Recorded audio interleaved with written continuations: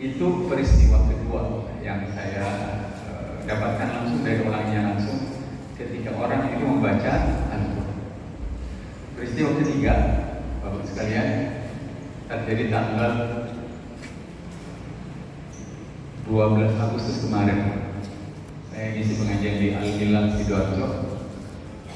Sebelum mengisi pengajian, ada jamaah yang sudah sepuh usianya 70 tahun lebih. Beliau bilang, Ustaz Arkom, saya alhamdulillah setiap 10 hari khatam 30 juz. Setiap 10 hari khatam. Insya Allah dengan bisa semuanya. Mau buka WA berjam-jam bisa, masa beda nggak bisa.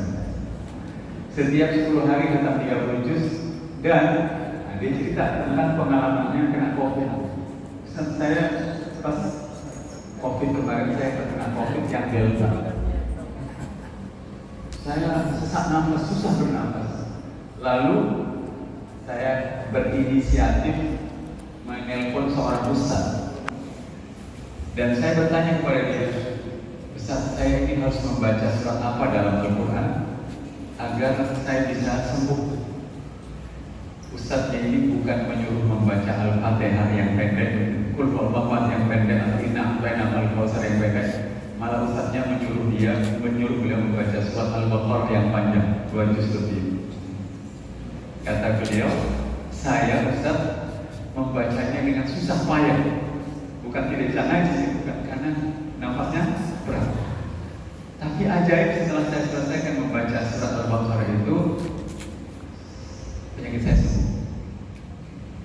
Saya mau nanya Bapak sekalian, apakah Al-Quran itu hanya akan kita gunakan untuk menyembuhkan penyakit fisik kita? Tidak kan? Saya ingin aja berpikir, apakah Al-Quran itu ingin kita gunakan hanya untuk menyembuhkan penyakit fisik kita? Jawabannya tidak kan? Kita ingin menyembuhkan penyakit yang jauh lebih berat, yaitu penyakit rohani. Orang ragu-ragu dalam hidup, penyakit ragu-ragu, ya kan? Orang takut berusaha dan berikhtiar, itu penyakit dan itu harus diobati. Orang itu menjadi cemasan karena datang tagihan hutang, Bapak sekalian. Khawatir, takut, itu penyakit yang lebih berbahaya dari penyakit fisik. Bayangkan anak-anak kita lulus SMA, bahkan lulus ITS, UNER, IKIP, UNESA, dan lain-lain. Dia serba takut, serba cemas, serba stres dan segala macam, tidak akan bisa berhasil di dalam kehidupan. Bapak sekalian yang dirahmati Allah Subhanahu wa taala, saya ingin mengajak Bapak sekalian untuk merenung sekarang. Kalau yang pegang handphone bisa dibuka surat ke-6 ayat 155. Saya ingin ajak Bapak sekalian merenung dalam baik surat ke-6 155, bunyi ayatnya begini.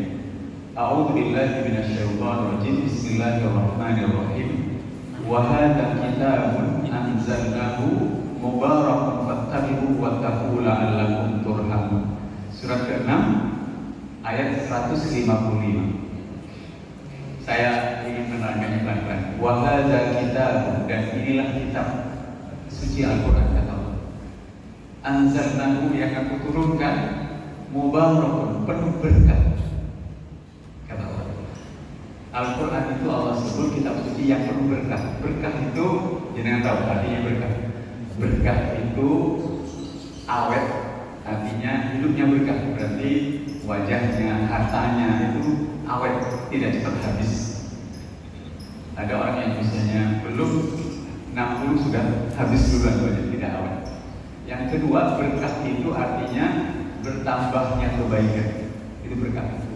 Jangan datang ke sini oleh Ustaz Munir dikasih pisang sama ini, tapi nanti pulang dikasih oleh-oleh lain. Nah, berkah itu, orang menyebut berkah itu adalah bertambahnya kebaikan.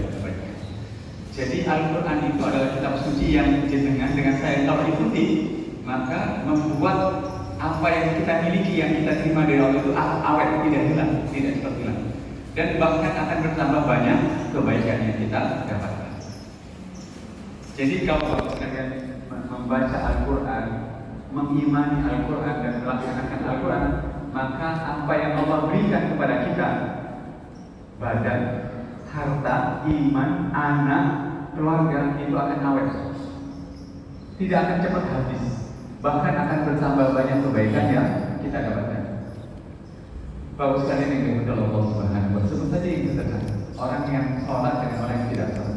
Kalau orang sholat itu artinya orang yang mengikuti Al-Quran. Orang yang tidak sholat itu artinya orang yang tidak mengikuti Al-Quran. Kira-kira begitu? Coba lihat wajahnya orang yang sholat dan tidak sholat. Sama-sama berusia 30 tahun ya. Mana wajahnya yang awet, terasa muda, dan mana yang kelihatan lebih cepat? Itu baru soal wajah, ya. Saya ingin melanjutkan. Jadi Al-Quran itu adalah kitab suci yang Allah turunkan penuh berkah. Tapi kata Allah, fattabi'u, ikutilah Al-Quran. Kalau kita ingin mendapatkan berkah dari Al-Quran, ikuti saja. Kalau Al-Quran menyuruh ke masjid, ya sudah ke masjid. Kalau Al-Quran menyuruh kita percaya kepada Tuhan yang menciptakan kehidupan ini dan kita akan kembali kepadanya, ya percaya. Karena memang tidak mungkin tidak dipercaya. Kalau Al-Quran bilang punya anak, didiklah, didiklah. Kalau Al-Quran mengatakan berbuat baiklah pada ayahnya, itu kalian berbuat baiklah. Kalau Al-Quran mengatakan bekerja mencari nafkah, nafkahi istri dan anak bekerja. Kalau Al-Quran meminta kepada ibu-ibu, layanilah suami dan anak-anakmu dengan sebaik-baiknya lakukan. Maka Al-Quran itu akan memberikan keberkahannya kepada kita. Maksudnya, apa yang kita terima dari Allah Subhanahu wa Ta'ala itu akan awet, tidak cepat habis, bahkan akan bertambah banyak kebaikan. Bagus kan yang diamalkan Allah Subhanahu wa Ta'ala. Sebelum saya lanjutkan, ini pertanyaan ringan dan boleh dijawab atau tidak dijawab. Menurut Bapak sekalian, apakah yang paling sering keluar masuk tubuh manusia? Satu jawabannya tentu udara, benar kan? Udara itu keluar masuk melalui, ya kan? Orang kalau tidak bisa mengeluarkan udara atau menghirup udara, itu mengeluarkan uang banyak sekali. Benar kan? Apalagi COVID kemarin. Tapi yang kedua, tahukah Bapak sekalian, yang paling sering keluar masuk tubuh manusia itu adalah kata-kata dan kalimat. Benar kan? Kalau uang lewat rekening bank kita tergantung keluarnya. Banyak keluarnya jarang masuk jabatan. Nah, tapi kata-kata saya ini, kata-katanya Ustaz Munir, Bapak sekalian, kata-kata itu keluar masuk paling banyak. Bahkan hampir sama dengan Bu. Paham ya? Kata-kata kita itu bisa berupa ayo ke masjid, itu kata-kata. Tapi kata-kata kita itu bisa berupa Bismillahirrahmanirrahim. Kita membaca. Saya ingin mengajak Bapak sekalian merenung dalam. Kalau manusia itu tidak bisa mengeluarkan dan menghirup udara, itu ributnya minta ampun. Ya kan? Tetapi manusia tidak sadar. Kalau kata-kata yang keluar dari lisannya itu, kalau tidak berguna buat dirinya, tidak sadar. Kata-kata yang dengan saya keluarkan, itu bisa menyemangati kita, bisa membuat kita beriman, bisa membuat kita dekat dengan Allah. Kalau kata-kata yang kita keluarkan itu adalah kata-kata ayat Al-Quran. Bismillahirrahmanirrahim. Alhamdulillahirabbil alamin. Atau Subhanallah, Alhamdulillah. Ya kan? Nah, Bapak sekalian yang dimuliakan Allah, kembali kepada surat ke-6 ayat 155 itu tadi. Jadi, kalau Al-Quran itu mau kita dapatkan berkahnya, Allah meminta kita fattabi'u, ikutilah. Ikutilah kan? Nah, saya ingin mengajak Bapak sekalian merenung. Kalau begitu saya tangkap bagaimana cara mengikuti Al-Quran sebaik-baiknya, sebagus-bagusnya. Yang pertama memang membacanya sebanyak. Paham kan? Apa hubungannya dengan kata-kata yang keluar masuk tadi? Dengan membaca Al-Quran sebanyak-banyaknya, Bapak sekalian, maka kita artinya 24 jam yang keluar dari lisan kita ini adalah ayat-ayat Allah Subhanahu sebanyak-banyaknya. Apa dampaknya? Dampaknya sudah saya ceritakan.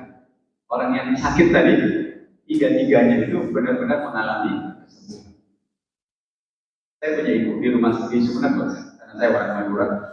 Ibu saya 75-80 usia. Sedang terbaring sakit, kan sudah 7 bulan.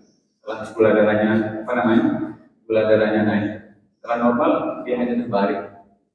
Di waktu dulu dia bekerja sebagai jualan makanan, jam 1 bangun dan pada bulan Juli waktu saya ada di kota di Kalimantan Timur, adik saya yang menjaganya itu tiba-tiba video call saya melalui WA. Video call itu tidak di jam normal, tapi jam 1 malam sampai jam 2. Saya sudah kaget. Ibu sakit, adik yang menjaga saya kemudian mengontak saya pakai video call. Saya sudah deg-degan. Pasti kalau ada telepon di tengah malam seperti itu pasti ada sesuatu yang. Lalu saya telepon balik menjelang hambat di Bontang itu subuhnya jam 4.44. Saya telepon balik, baru saya agak lega sedikit. Kak, ibu tidak bisa tidur minta dibacakan Al-Quran. Jadi bukan peristiwa yang berat. Lalu saya bilang, kalau begitu bacakan dan ajak ibu membaca surat Al-Fatihah saja. Karena surat itu surat yang ibu mengerti karena sholat, dan kalau diperdengarkan dan diajarkan, yang mendengarkan juga. Dan selesai, saya siap-siap sholat subuh. Lalu kemudian setelah saya tanya, bagaimana ibu setelah membaca surat Al-Fatihah? Adik saya bilang, iya kak, ibu bisa tidur dengan baik. Nah, saya ingin mengajak sekalian. Jadi kalau kita ingin mengikuti Al-Quran, Bapak sekalian, satu yang saya minta pada saya adalah bacalah Al-Quran sebanyak-banyaknya. Sekarang saya mau jawab, mengapa Al-Quran itu perlu kita baca sebanyak-banyaknya? Kalau Bapak Ibu sekalian punya handphone, bawa handphone di sini, dan handphone baterai handphone Bapak sekarang sudah 35% atau 1%, jangan nyari apa? Tas ya kan? Benar kan? Dan kalau handphone itu baterainya tinggal 1%, kira-kira berapa menit baru mau diambil? 5 menit diambil, 10 menit diambil? Nggak bisa. Kenapa? Baterainya tidak terisi dengan ambil.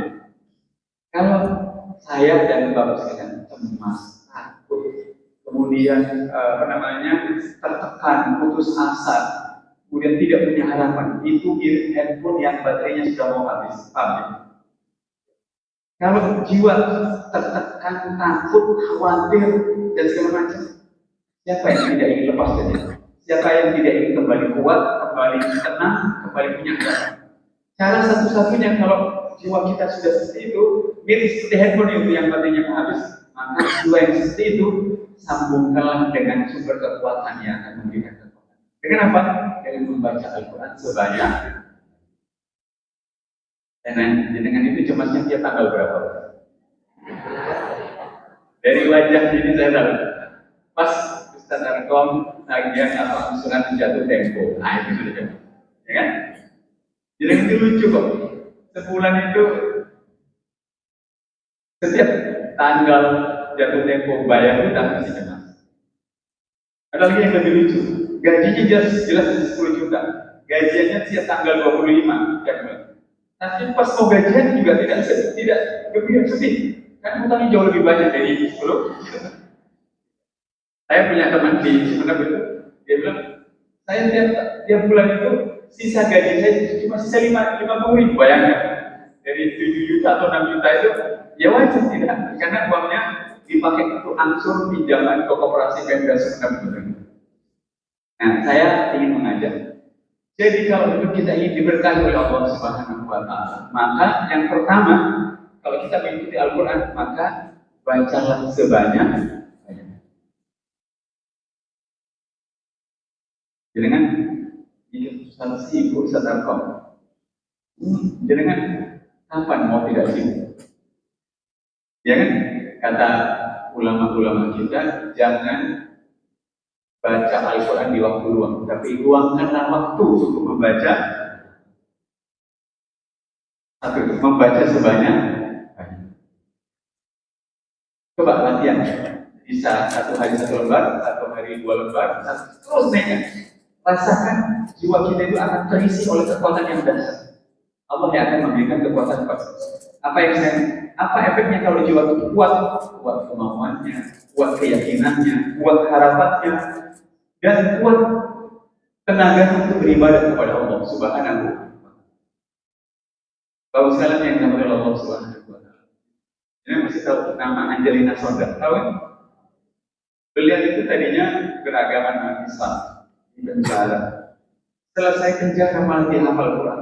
Saya tidak tahu berapa juz, tetapi Kenapa orang di penjara itu memilih membaca Al-Quran? Karena orang di penjara itu stres, tertekan, sedih. Mirip handphone itu artinya. Kalau handphone itu baterainya sudah mau habis, agar handphone itu bisa digunakan dengan bagus, maka handphone itu harus disambungkan dengan sumber kekuatan. Kalau manusia itu tadi putus asa, lelah, capek, tertekan, takut, dan segala macam itu artinya tenaga rohaninya itu sudah mau habis. Maka sambungkanlah dengan kekuatan yang tidak ada tandingannya, yaitu Allah Subhanahu wa Ta'ala, dengan membaca Al-Quran sebanyak. Itu hal pertama yang harus disampaikan. Yang kedua, sekarang ini yang kedua. Masih ingat Raden Haji Kartini? Lahir di kabupaten mana? Parah. Beliau ini, bapak sekalian, murid dari Kiai Haji Muhammad Soleh Darat. Siapakah Kiai Haji Muhammad Soleh Darat itu? Ayah beliau adalah Kiai Haji Umar. Siapakah Kiai Haji Umar? Kiai Haji Umar itu tangan kanannya Pangeran Diponegoro yang memimpin. Kiai Haji Umar ini memimpin ulama-ulama yang ikut berjuang bersama Pangeran Diponegoro. Kiai Haji Umar punya anak namanya Kiai Haji Muhammad Soleh Darat. Dan Kiai Haji Muhammad Soleh Darat ini selain gurunya Raden Haji Kartini juga gurunya Kiai Haji Hasyim Asy'ari dan Kiai Haji Ahmad. Biarkan, nanti saya mau cerita. Pada tahun 1800-an, karena memang di tahun itu beliau itu selesai mengisi pengajian di Pendopo Kabupaten Jepara. Kiai Haji Muhammad Soleh Darat itu didekati oleh Raden Haji Kartini karena beliau anak orang tinggi.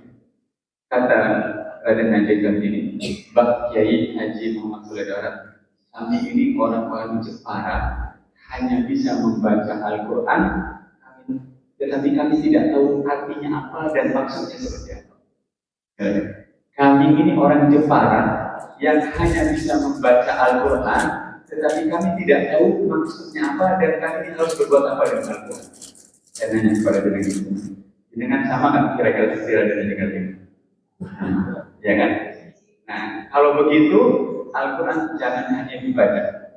Maka Al-Quran itu jangan hanya dibaca. Kalau mau itu Al-Quran jangan hanya dibaca, tetapi yang kedua, kalau kita ingin mendapatkan berkahnya Al-Quran, maka sering-seringlah, kalau bahasa lagu itu angan-angan sakmanan. Maksudnya renung-renungkanlah, pikir-pikirkanlah artinya agar kita sadar bahwa kita ini punya Tuhan, punya Allah Subhanahu wa Ta'ala, sadar bahwa kita ini akan kembali kepada Allah. Saya beri contoh yang sederhana.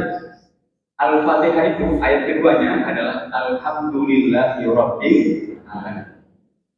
Rabbil Alamin itu artinya yang menciptakan alam semesta, yang mengurusi alam semesta, yang memilikinya dan menguasainya. Itu artinya Rabbul Alamin. Jadi kata Alhamdulillahi Rabbil Alamin itu artinya segala puji bagi yang menciptakan alam semesta ini, yang mengurusinya setiap saat, yang memilikinya dan menguasainya. Layak kan kita puji dia kan? Kenapa? Dia menciptakannya, dia yang mengurusinya dan memilikinya setiap saat. Paham ya? Bagus kan? Lalu setelah itu dengan saya baca Maliki Yaumiddin. Dia adalah raja di hari perhitungan, di hari pembalasan. Paham kan? Jadi matahari yang terbit, udara yang kita hirup, kemudian cahaya yang bisa kita gunakan untuk melihat, itu adalah karunia dari Allah yang menciptakan alam semesta. Tetapi semua karunia dan pemberian itu nanti akan dimintai pertanggungjawab di hari perhitungan Maliki Yaumiddin, hari kiamat. Jadi kalau sekalian saya mau kembali kepada Al-Quran tadi. Yang pertama, kalau jenengan ingin mendapatkan berkahnya, maka bacalah sebanyak-banyaknya. Orang yang tadi saya ceritakan 3 orang dan saya mendapatkan berkah luar biasa di Allah dengan tubuhnya disehatkan oleh Allah. Apalagi kita membacanya dan juga angan-angan dan merenungkan dan memikirkan kandungan dan saya ajak orang sekalian merenung lebih. Coba, jangan tahu kan ayat ini, iyyaka na'budu wa iyyaka nasta'in. Iyyaka na'budu itu artinya hanya kepada Allah kami mengabdi. Benar kan? Kalau ditanya, kenapa kita harus mengabdi hanya kepada Allah? Jawabannya di depan itu, Alhamdulillahirabbil alamin. Karena Allah lah yang menciptakan alam semesta, mengurusnya, memilikinya dan menguasainya secara total. Wajar kalau kita hanya mengabdi kepada Allah Subhanahu wa Ta'ala. Bapak sekalian, saya ingin sampaikan yang pertama membacanya sebanyak-banyaknya. Wah mungkin saya bacanya belum lancar, belum apa. Kata Rasulullah, "Walladzina yaqra'una al-Qur'ana wa yaqra'una wa yasrifun." Orang yang membaca terbata-bata, dia mendapatkan 2 pahala dari Allah Subhanahu wa taala. Tapi kan bisa kita perbaiki, ya kan? Yang kedua, setelah membaca sebanyak-banyaknya, sekarang mudah, handphone itu sudah ada yang aplikasi yang ada terjemahannya. Luangkan waktu untuk merenungkan, memikirkan kandungan. Saya ingin mengajak Bapak sekalian, merenung. Tadi ingatkan wailul lil mutaffifin, ya. Celakalah orang yang berlebih-lebihan. Di situ nanti bertemu dengan ayat-ayat yang kalau dengan itu renungkan pasti dengan oh iya dan. Nah, Bapak sekalian yang dirahmati Allah Subhanahu wa taala. Saya lanjutkan. Kalau membaca dan merenungkan itu jangan sekali. Saya ulangi. Kalau membaca harus berkali-kali, harus sering. Begitu juga merenungkannya sesering. Masak aja tidak mungkin sekali, berkali-kali. Makan, minum, berkali-kali. Nah, saya ingin tambahkan keterangan. Kalau Bapak sekalian membaca Al-Quran sesering mungkin dan memahaminya sesering mungkin, maka sebagaimana Allah sebut dalam surat ke-6 ayat 65, boleh dicatat ayatnya. Surat ke-6 ayat 65. Kalau kita sering mengulang-ulang membacanya, mengulang-ulang memahaminya, nanti lama-lama kita akan paham. Allah berfirman dalam surat 6 ayat 65 di akhir ayat itu, "Undur kaifa nusabbihul ayati la'allahum yaqilun." Perhatikanlah bagaimana aku mengulang-ulang penjelasan ayatku agar manusia paham. Jadi kalau dengan saya itu mau paham, ngerti, maka sering-seringlah membaca Al-Quran. Sering-seringlah artinya itu diingat agar paham. Kalau sudah paham, kita ini gampang, mudah dan beribadah kepada Allah Subhanahu wa taala. Bapak sekalian yang dirahmati Allah Subhanahu wa taala. Banyak orang itu nanya, misalkan saya baru buka lapak di pasar, surat apa yang harus saya baca agar pelanggannya banyak. Ini lucu gitu. Jadi pelanggan yang banyak itu dikira hanya dengan membacakan yang sangat. Padahal Al-Quran itu memerintahkan kalau berdagang itu harus baik, harus tepat waktu, bersih dan bukan hanya Al-Qurannya yang dibaca. Bapak sekalian yang dirahmati Allah. Yang tadi saya baca Al-Quran sesering mungkin dan renungkan sesering mungkin agar paham. Di surat ke-6 ayat 60. Nah yang kedua, bacalah Al-Quran sesering mungkin dan pahami sesering mungkin, renungkanlah agar kita ini mudah untuk bertakwa kepada Allah Subhanahu wa taala. Jadi kalau diulang-ulang membacanya, diulang-ulang mengerti maksudnya, lama-lama kita mau bertakwa kepada Allah Subhanahu wa taala. Bapak sekalian, saya ini pemain bola. Hari ini mesti main bola. Saya juga punya klub sepak bola. Anak-anak bola yang paling tidak bisa bermain bola, sekalipun kalau dilatih sesering mungkin jadi, paham ya? Mohon maaf, kucing, anjing, apalagi burung yang bisa dilatih. Kalau dilatih berkali-kali anjing dia, benar kan? Nah manusia itu kita semuanya dibekali otak pikir. Kalau Al-Quran itu dibaca sesering mungkin, diulang-ulang, diingat-ingat maknanya sesering mungkin, kita akan bisa melakukan sesuatu dengan Al-Quran. Paham kan? Contoh yang sederhana, inna a'tayna kal kautsar. Sungguh aku telah memberikan kepadamu pemberian yang banyak. Setelah itu, fasholli li rabbika wanhar. Maka salatlah untukku dan berkorbanlah untukku. Dengan apa-apa. Loh, kalau dengan saya dikasih sebanyak mungkin oleh Allah, masa disuruh sholat tidak mau? Ya kan? Kalau itu dirungkan berkali-kali, kita ini dapat ayat dan ibu yang jelaskan. Kita ini dapat anak dari Allah Subhanahu, dapat rezeki, dapat rumah, dapat tetangga, dapat masjid, dapat agama, banyak. Kalau sudah diberi yang sangat banyak oleh Allah, maka fasholli li rabbika. Salatlah dan berkorbanlah untuk Allah Subhanahu. Jadi kalau membaca sesering mungkin dan mengulang-ulang maknanya sesering mungkin, pada akhirnya kita akan mau bertakwa dan mau patuh pada Allah. Di mana Ustaz Arkom itu ada di surat ke-20 ayat 113. Jadi kalau kita sering mengulang-ulang, lama-lama kita akan mau bertakwa kepada Allah Subhanahu wa Ta'ala. Kalau dibalik, misalkan kok susah ya, anak saya ajak ke masjid, karena nyuruhnya sekali. Kalau mau ke masjid, dia harus berkali. Dan yang nyuruh itu harus nyontohi berkali. Itu harus kan. Yang ketiga, ini soal membaca sesering mungkin dan memahami. Kalau dengan saya membaca sesering mungkin dan mengulang-ulang maknanya sesering mungkin atau mentadaburi, maka akan menumbuhkan, akan menyebabkan rasa insaf atau rasa ingin berhenti dan kembali kepada agama Allah Subhanahu wa Ta'ala. Dengan saya tahu, kalau ini kan di pojok, ini dan yang di belakang dari fokus ke timur sedikit, ini kan di pojok kan ada network itu kan. Apalagi sudah.